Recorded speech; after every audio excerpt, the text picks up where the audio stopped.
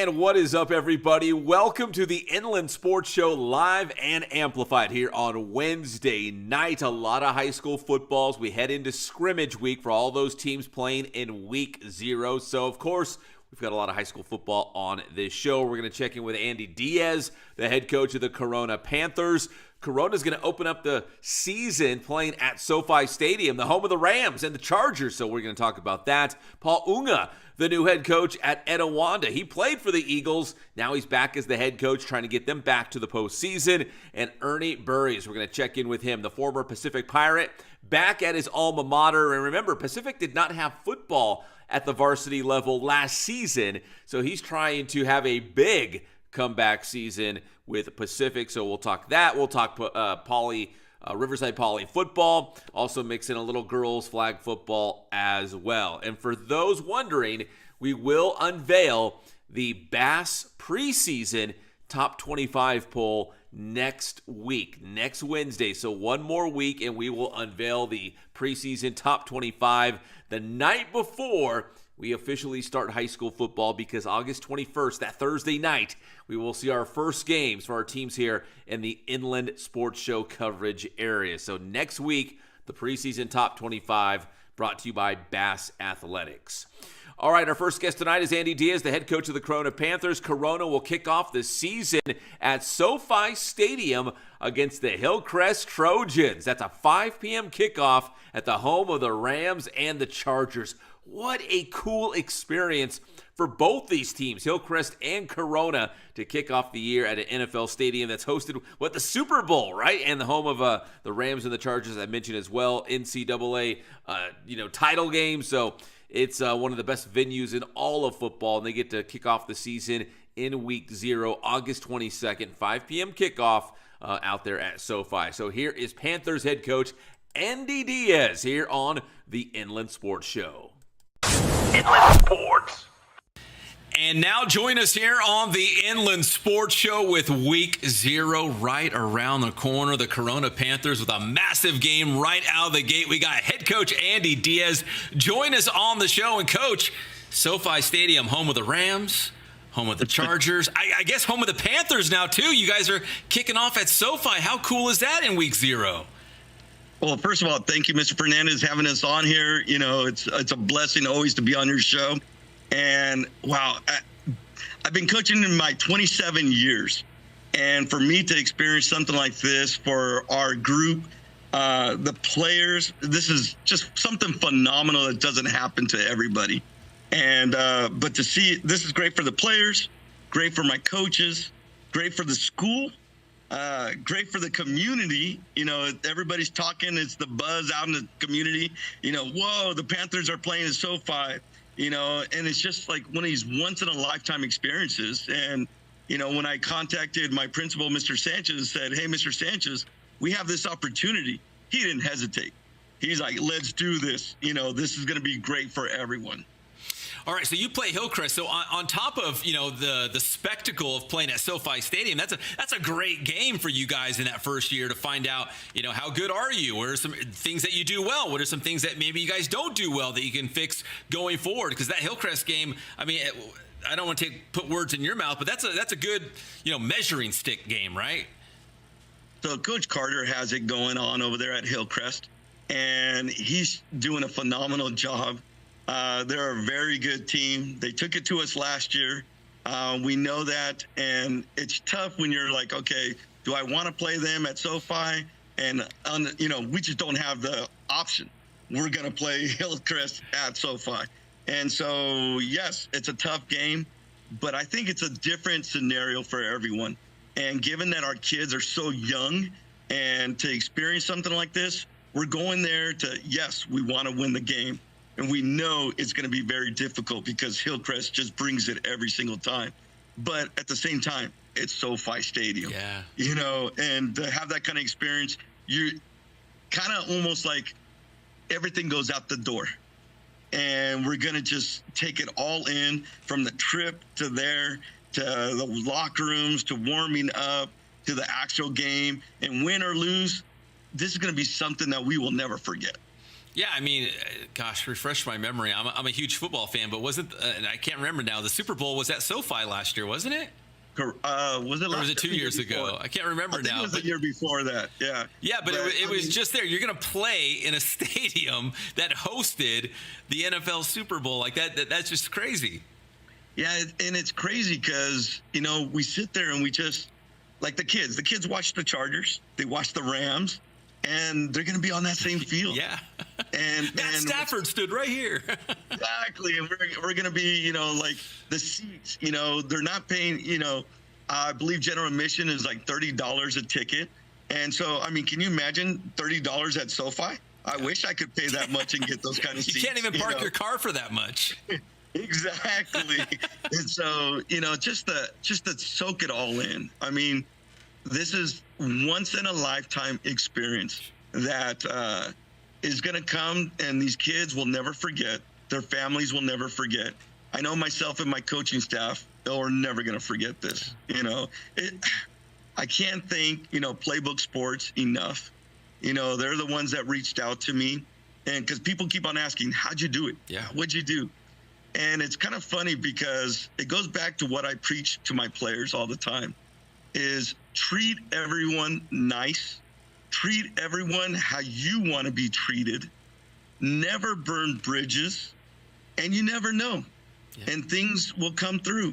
And what happened was a gentleman that I met 10 years ago coaching, had the connections with Playbook Sports, and Playbook Sports, does this about on the East Coast. They did it in the Midwest, and now they're doing it on the West Coast. Of getting games at SoFi that aren't necessarily the top tier teams, but the teams that never would get this kind of opportunity. And they wanted a coach that had respect, that has had a big background of having a good program that's not going to cause problems. Yeah, doing it the right way. Field, off the field, doing things the right way. Yeah. And that's how my connection from 10 years ago reached out and said, hey, Playbook Sports is interested in talking to you. Would you be interested? I'm like, heck yeah, let's do this. And it's costing us nothing. And that's what's incredible. And so, it's Hillcrest's home game. So then I had to call Hillcrest and convince them and say, hey, can we do this? Can we make this happen? And they go through the process, and it's doing it. Next Friday night, 5:00 at SoFi Stadium. I mean, it's something that is incredible, and it'll be incredible for both communities. Man, you said next Friday night. It just kind of hit me like, oh my gosh, like week 0, football is here. I know this is scrimmage week, but next week, I mean, we get after it for real. As a head coach, is it exciting, or is it, oh my gosh, I can't believe the season's here? Because I just feel like the summer always blows by. This summer in particular, it feels like it just flew by. But can you believe it's going to be week 0 next week? Like I said, this is my 27th year, and sometimes you just never feel like you're ready for the game. Like you're just missing something, You want to make sure you cover everything. You want to make sure you have your special teams, your defense, your offense. Make sure you can know how to call things from the sidelines, how the players react. We are very, very young this year. A couple of my 2 top players, they're both going to be sophomores. I have my quarterback, Will Hitchcock, was a first-team All-League last year as a freshman. I have Angel Heredia, who's defensive end, also a sophomore, was a first-team All-League as a freshman. And so those 2 guys with a couple of my seniors, my running back, Riker Gazard, who was second-team All-League, and Jonathan Edgerton, which is a senior as my middle linebacker, who was honorable mention last year. I think is mixing those young guys with those experienced guys. And I'm really, really, really hoping to be like the Washington Commanders, where sometimes you're so young that you don't know, you just play. Yeah. And you play for the love of the game, and things happen, and that's kind of where I'm trying to follow through, is following them because they were young last year. Yeah. And so that's what I'm hoping for as well this year. You got another Jaden Daniels somewhere on your roster? Will Hitchcock, maybe, Will right? Will can throw the ball. Yeah. And so, and he's also hit the weights this offseason and working on speed. So he's getting there. Not Daniels by far, but he's getting there. He's definitely going to be a future guy that's going to get recruited and picked up definitely to play at the college level. That's awesome. Yeah, he had a big freshman year. Coach, let me ask you, with the new playoff format, we've seen a lot of teams, if they just finish in third place in their league or even fourth place as an at-large, there's potential to make a deep CIF playoff run. So I don't know if that message is to your team as you go into the season, like, guys, let's battle through non-league. Let's get some wins. Let's build some confidence, some momentum. When we get to league, if we win 2 or 3 games, you might be right there in the hunt for a playoff spot. And then who knows? Once you get into the playoffs, who knows? There's a bunch of teams in the IE who have made some incredible runs, and they just sneak into the playoffs at the very end. Playoffs are kind of crazy. Yeah. Anything can happen. It's almost like just get in, right? And one of the biggest things what we've been preaching is 5 or more. So if you're 5, you can go in as an at-large, possibly go in as an at-large. One of the biggest things is, you're having to schedule teams in preseason. Our league is difficult. Okay, when you have Murrieta, Mesa, King, Great Oak, Temecula Valley, and Santi, our league's tough. Yeah. And so to get in third place is going to be tough. Yeah. And we get that. We're going to have to win at least 2 games, to get in that spot. But we have 5 or more, I feel, gets us in, because divisions it's kind of crazy. Yeah. Some leagues you could have all 5 teams make it in. And then all of a sudden the last place team wins a CIF championship. Yeah. And it happens. The key thing is get in. And that's what we've been preaching to our kids. Like, hey, we have to worry about Hillcrest first. Whatever happens, then we have to worry about Bloomington. You just kind of take it in order and steps. And when you have young kids, you have to teach them, what's the vision? What's the goals? Yeah.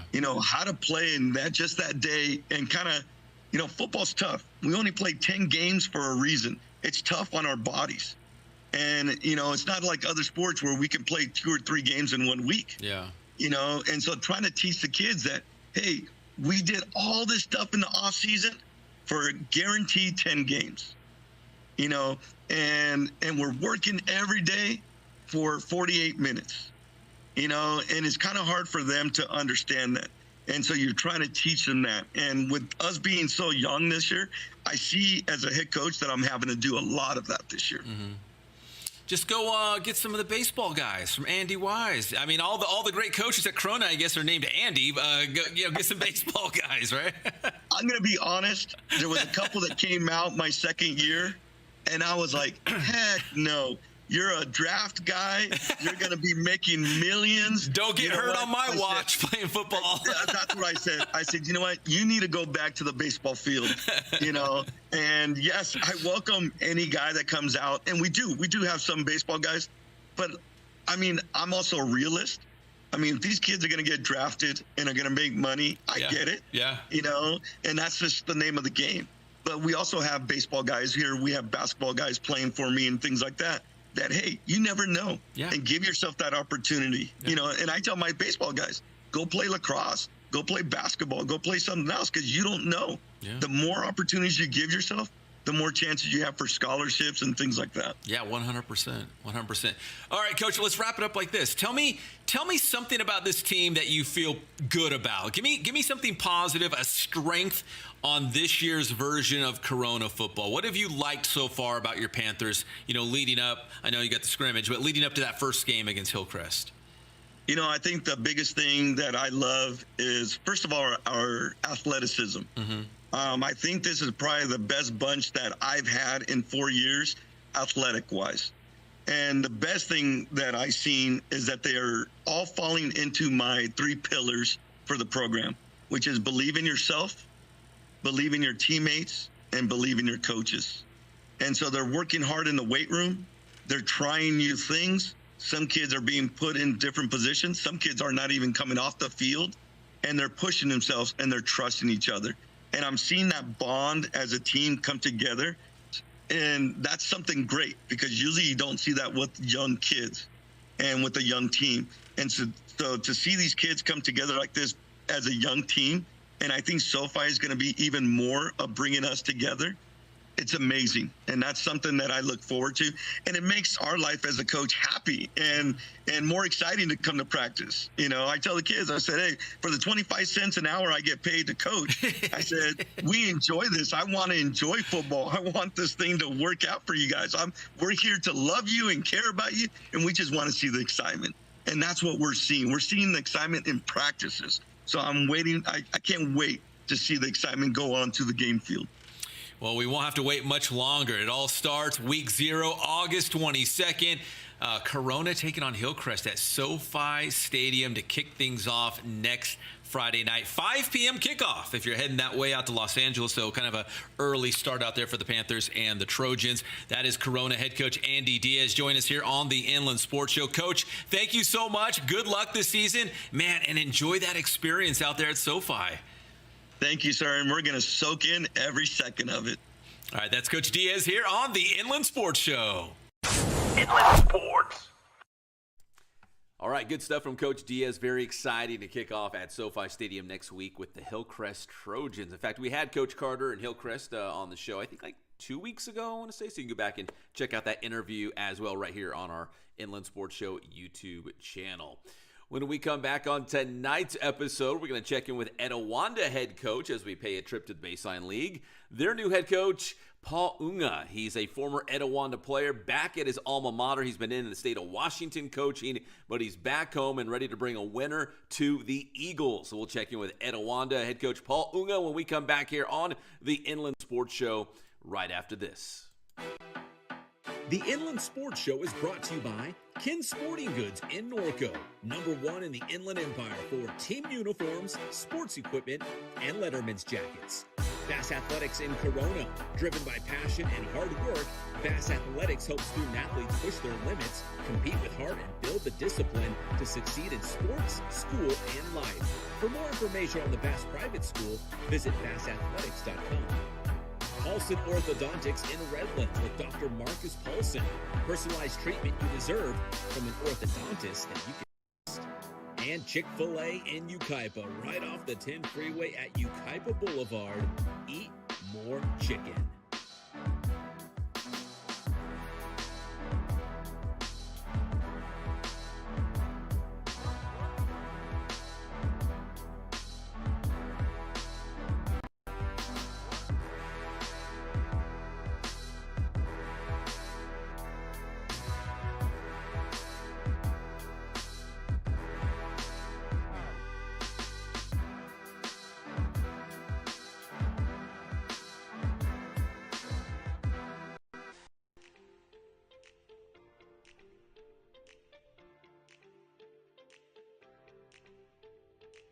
The Inland Sports Show is proud to partner with Dr. Marcus Paulson and Paulson Orthodontics in Redlands.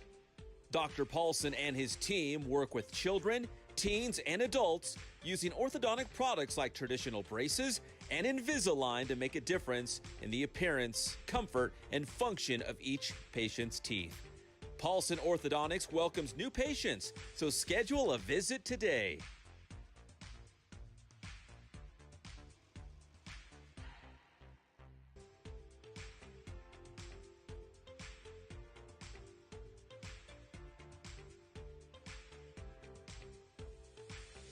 Paulson Orthodontics. We make braces fun.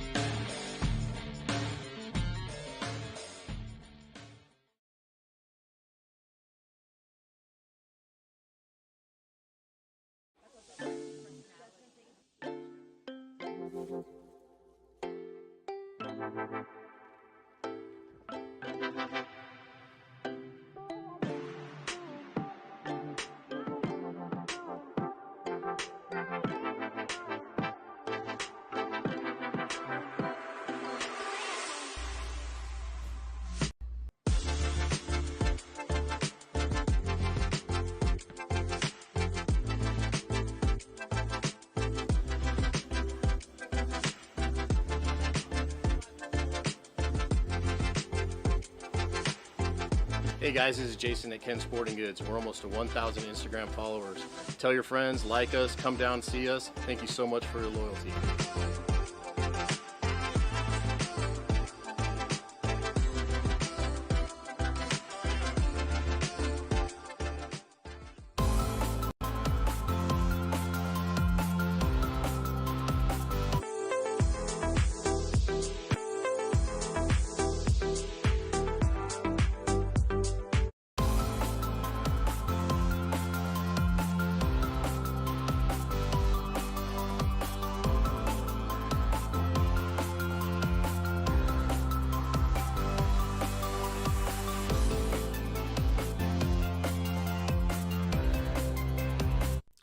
Okay, we're back here on the Inland Sports Show, live and amplified here on Wednesday night. More high school footballs. We are in scrimmage week for all the teams playing in week 0, so very exciting times. We're going to check in with a school out of the Baseline League, the Etiwanda Eagles, and their new head coach, Paul Unga. He's a former player for Etiwanda, so he's back home and trying to get the Eagles back to the playoffs. They've got another tough non-league schedule leading up to Baseline League play. But they're ready, and they're getting better each and every day. So the Eagles will be flying in 2025 with Paul Unga at the helm. Let's check in with Coach right now on the Inland Sports Show. Inland Sports. All right, now on the Inland Sports Show, we're going to dip our toes into the Baseline League as we check in with the Etiwanda Eagles and head coach Paul Unga. And Coach, congrats on the Etiwanda gig. I know you're an Etiwanda guy. What does it mean to you to be the head coach of the Eagles? Oh man, I pride myself. I was born and raised here, and grew up right down the street. And to be an alum of Etiwanda and to get this opportunity to coach my guys, my kids, I feel like it's a great opportunity for me. I always feel like coaches, when they go back to their alma mater as the head coach, and take over the program so they can put their stamp on it, I just feel like it means a little bit more to some of these guys. I don't want to exaggerate here and say this is your dream job, but man, is it kind of like a dream come true to be back at Etiwanda as the head coach? Oh, it definitely is a dream come true, and it got me out of Washington. I was in the state of Washington for the past 8 years, and this was the job that I've always wanted as a kid. And I'm back, and it pulled me away from Seattle, Washington. So I'm glad to be here. Well, Coach, let me ask you, just as your playing career, your college career, your whole football experience, how has that shaped you in terms of the way that you coach now? I always talk about I grew up in probably like the last of the old school coaches. I graduated in 2003, and I feel like it was right around there, 5, 6, 7. This turnover started to go, but I felt like I got the last of the tough coaches, especially when I went to college. I went to Arizona State, played for Dennis Erickson, and I feel like and that was his last stint, in college, and I got the last hurrah out of the old school kind of coaching. So I'm still that kind of coach, but I also know that these kids, they work different. 2025, so I got to be up with the lingo and the hip and all that, and I teach here as well. So it's kind of easy to kind of fall into the lingo, but yes, I try to kind of bring both, right? The old school coaching style with what the kids are doing now, and have a great merge. That's what I'm trying to do, at least. Coach, this is kind of like a loaded question, but what do you think it's going to take for Etiwanda to be, back on top of the Baseline League, or, trying to get a playoff spot? They've been good for so long, and I know last year, wasn't a typical year for the Eagles. What do you think it's going to take to get these guys back to that level of competition where they're competing for meaningful things like playoff spots and league titles? Well, the good thing for me, I've been gone for 8 years, so I didn't know none of that.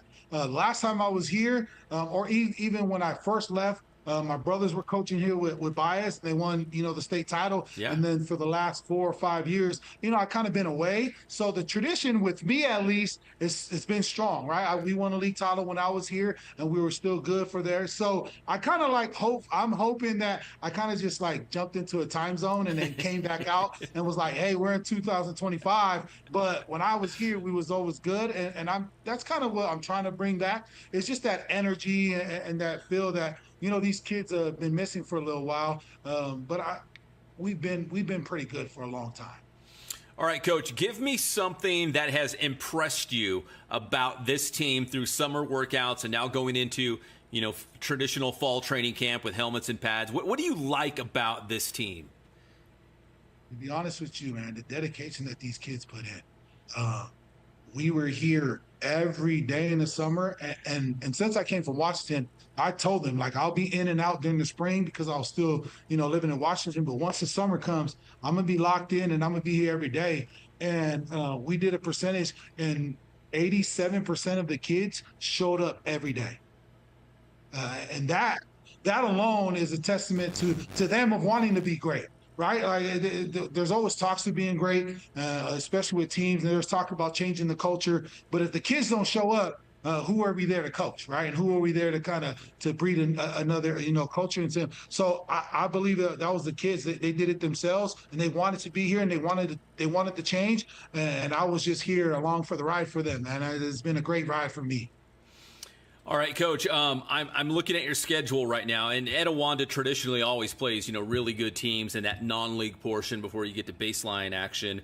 Open with Grand Terrace in week 0. Citrus Valley, Kurt Bruick does a great job with Citrus Valley. Cajon is always tough. Norco is always tough. Bishop Diego from the Santa Barbara area, they've been really good actually the last couple of years. So when you look at that non-league schedule, do you feel, it's a great opportunity, right, to find out how good you guys are, or maybe some areas that you guys need to fix, right, before you get to baseline league play?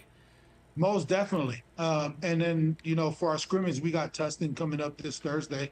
So, we wanted to schedule, obviously, teams that is going to get us prepared for this baseline league. We all know how the baseline league is, and how in and out it is, day in and day out. You got to grind it out. So the only way to make sure we get that real life competition and ready is we got to schedule these games, and back-to-back Cajon and Norco and then Bishop Diego. I think that is leading us to where we need to be.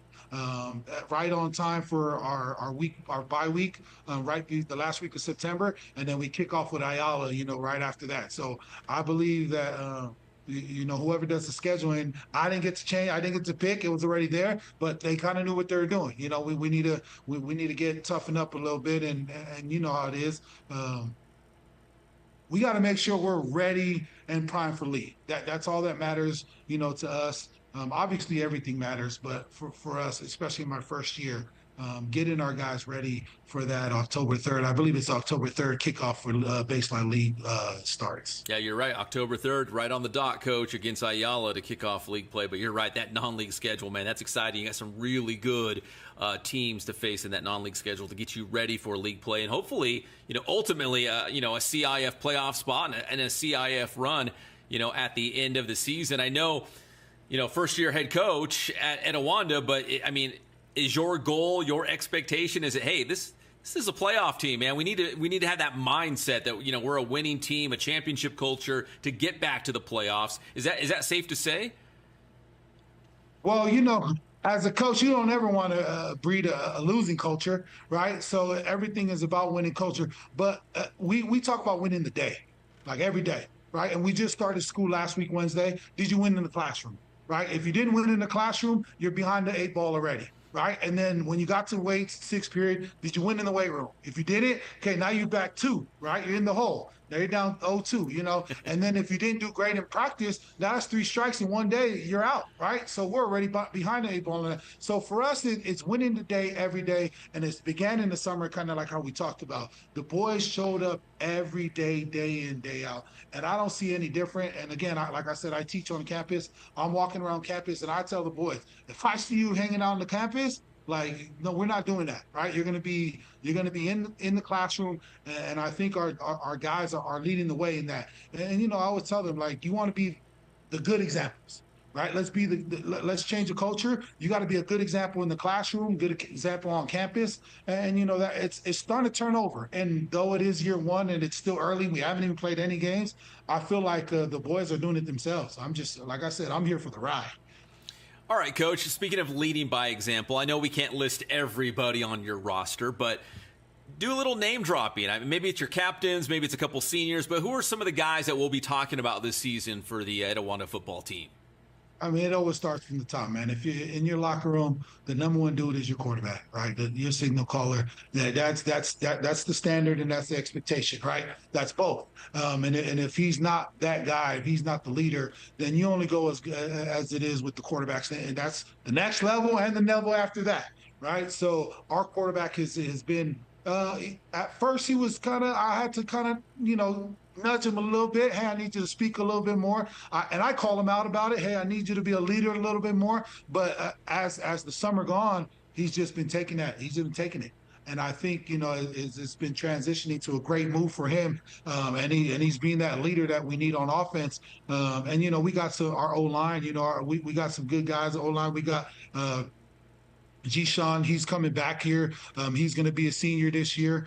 We got Austin. He was a freshman last year. And then we got some transfer kids that, that came in and, hopefully they get cleared to make sure we go. And in our skill position, we got one return league guy, Chad Wakamoto.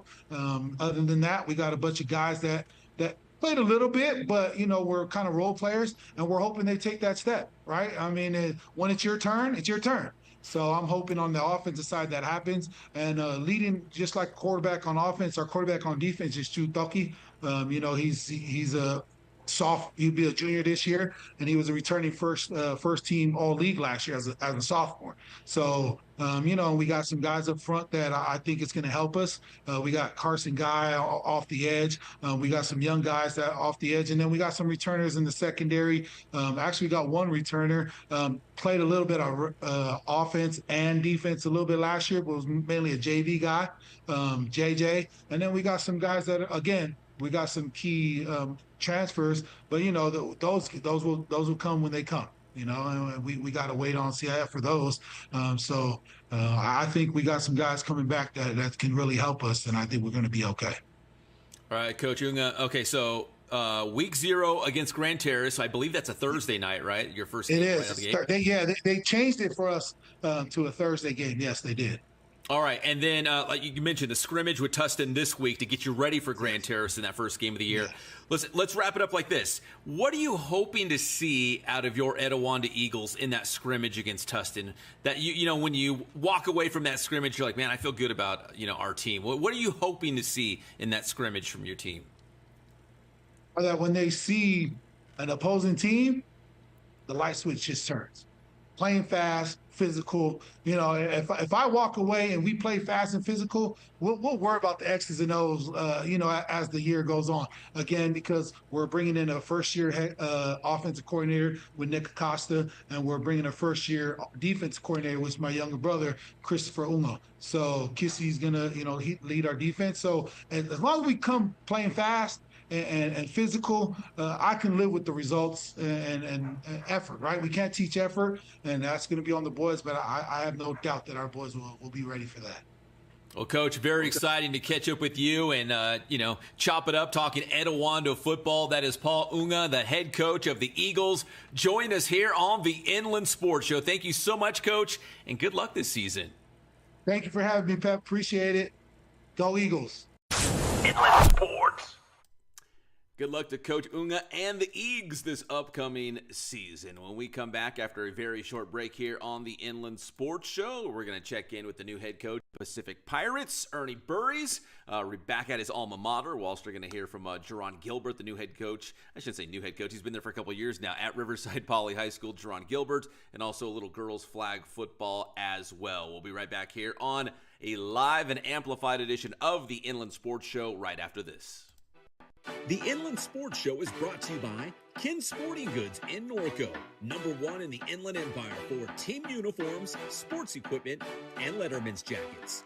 Bass Athletics in Corona, driven by passion and hard work, Bass Athletics helps student athletes push their limits, compete with heart, and build the discipline to succeed in sports, school, and life.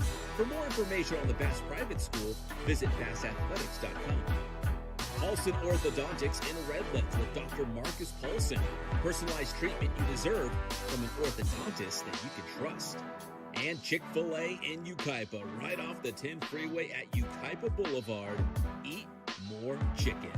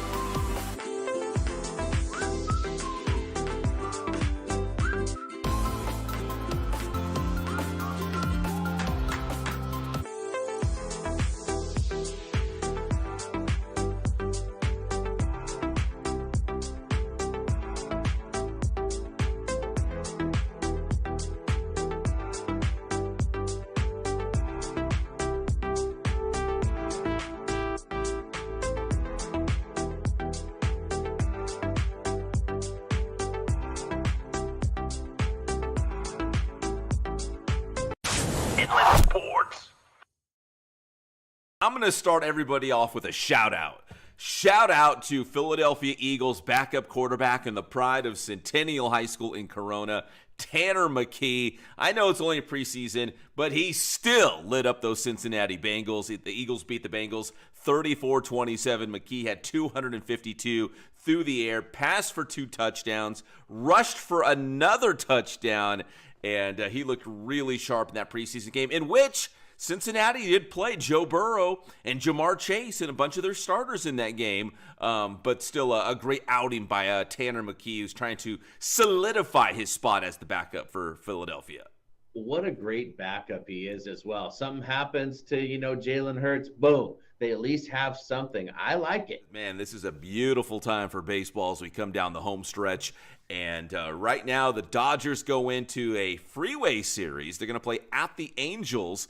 They almost swept Toronto. And listen, don't sleep on the Blue Jays. They're actually the first place team in the American League East and one of the best teams in baseball. The Dodgers almost swept them. Toronto took the final game of the series yesterday 5-4. But in that game, Shohei Ohtani hitting home run number 41. But he's still 4 back of your boy, the big dumper, Cal Raleigh, who's now up to 45 on this season. But the Dodgers look good against the Blue Jays. And now a big week, including the Angels, followed by the Padres, Patrick.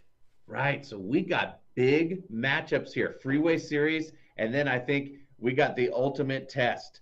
The Padres, we've been talking about this for years. What's going to happen when these two Hercules collide? We're going to find out. Is it the Padres' year? Inland Sports. And welcome back to the Inland Sports Show. More high school football here on this Wednesday night scrimmage week for most teams, the teams that are playing here in week 0. The Pacific Pirates will kick off the year at New View Bridge, and Ernie Burries is back at his alma mater, hoping for a big comeback season with the Pirates. Remember, they did not have varsity football a year ago. Kind of starting from scratch, but he really likes where the team is at, and he's excited to get things going. He thinks they're going to surprise some people. Here's Ernie Burries, the head coach of the Pacific Pirates, on the Inland Sports Show. Inland Sports. And now join us here on the Inland Sports Show, another high school football preview as we check in with the Pacific Pirates and new head coach Ernie Burries, who's done the show. Well, gosh, Coach, it was a couple months ago now, but from the time that you took over the program to where we are right now, everyone knows Pacific didn't have a varsity team last year, but the fact that you've got some good numbers out, you guys are getting ready for that first game, you guys must be feeling pretty good right now, I'd imagine.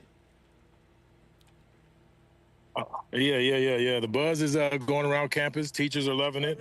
They hadn't had Friday Night Lights up here in a couple of years, so it's a little exciting time around here, around the P again.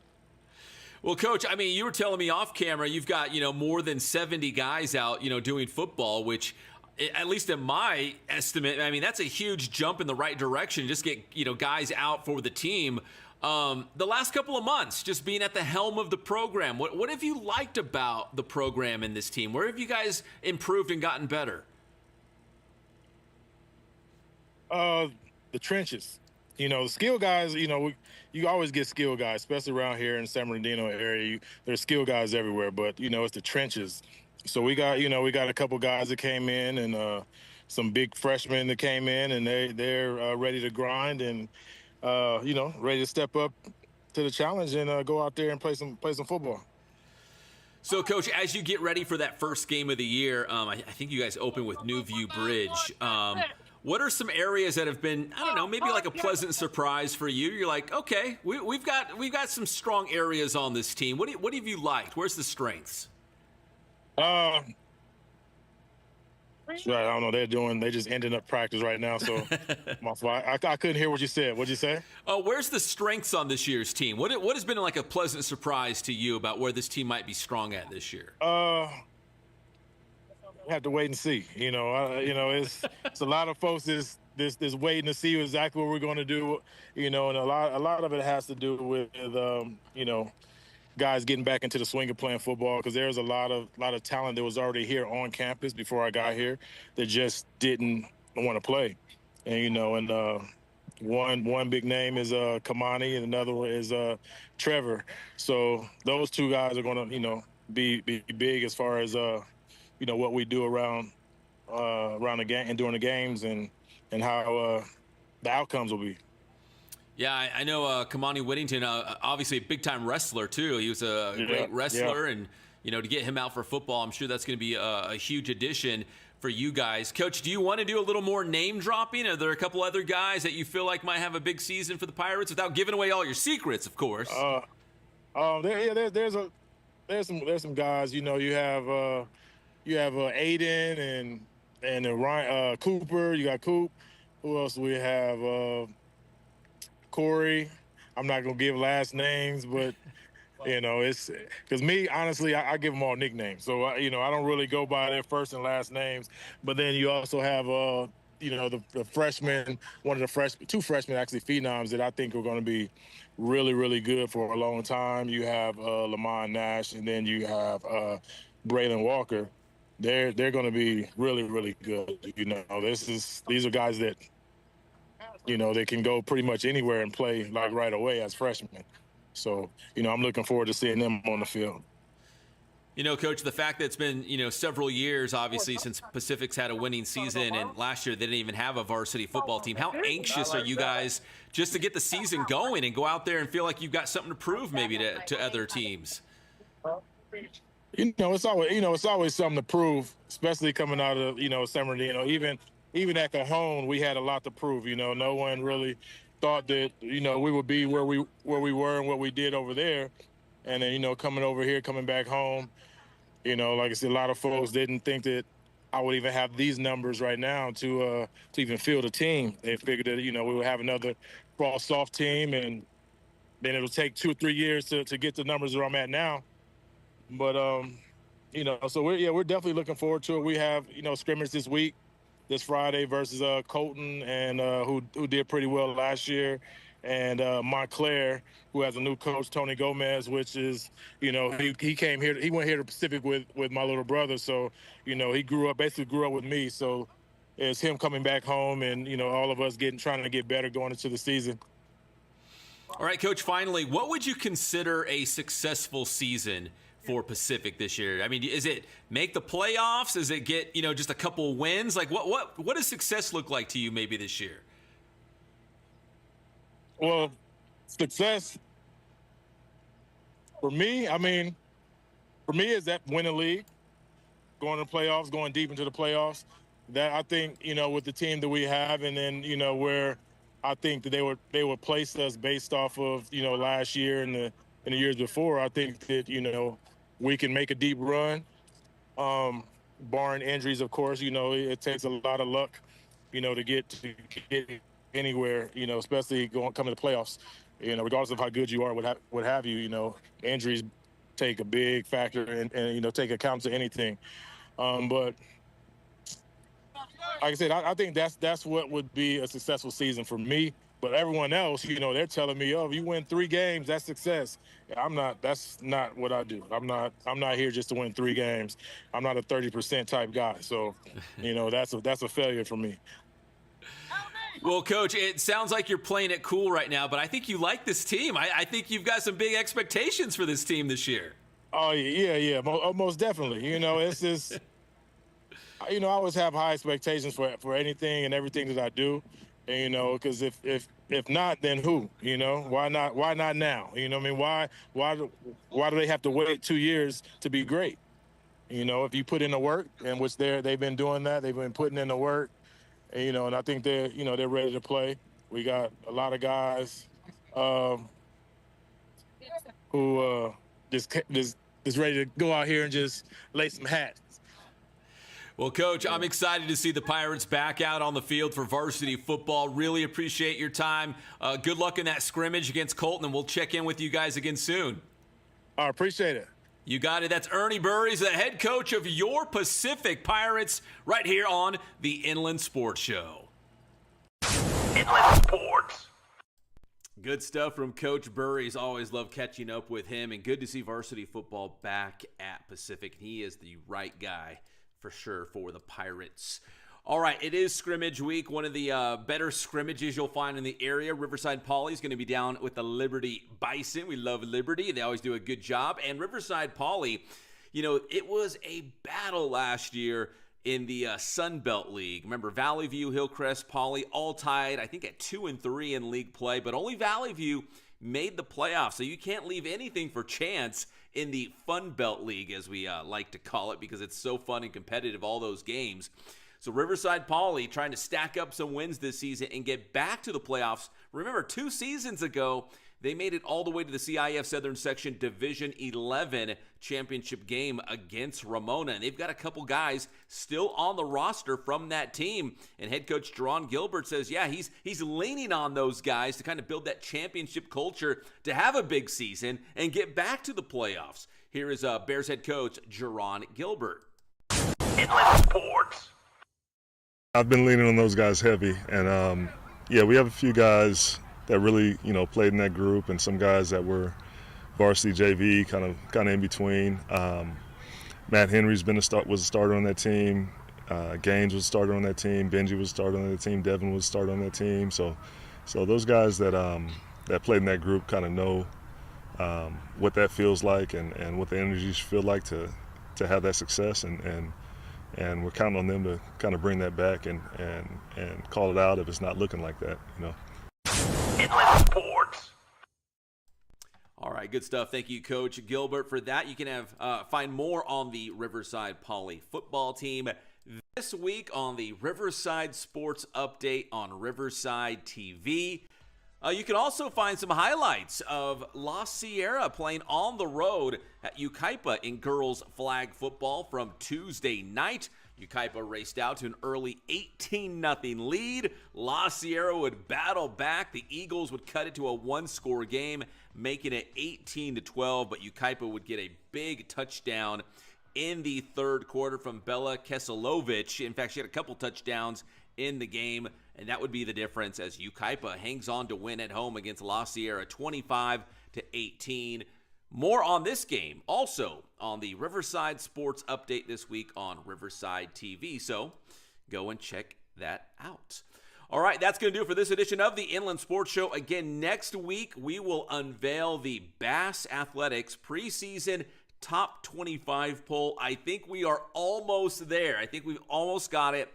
Thank you again, everyone out there, for sending your feedback, your suggestions. We even got some complete top 25 rankings from some of you guys out there, so there is still time. A couple more days left if you want to send it to us, but next week, next Wednesday, that would be, August 20th, we will unveil the top 25 right here on the show. So I know you guys love that. It's always fun. It's always controversial as well. You guys feel strongly about your teams, and that's why we do it. We think it's a lot of fun, and we love the engagement, too, to make it interactive with you guys. So make sure you still can. Send me a message. Tag us with your top 25, how you would rank the top 25 teams. All right, thanks for watching. Give this video a like. Subscribe to our channel if you haven't done so already. If you're down with the IE and you love local sports, it's Inland Sports. We'd appreciate the follow. My name is Pep Fernandez. God bless you guys, and we'll see you next time on your favorite show, the Inland Sports Show. Good night.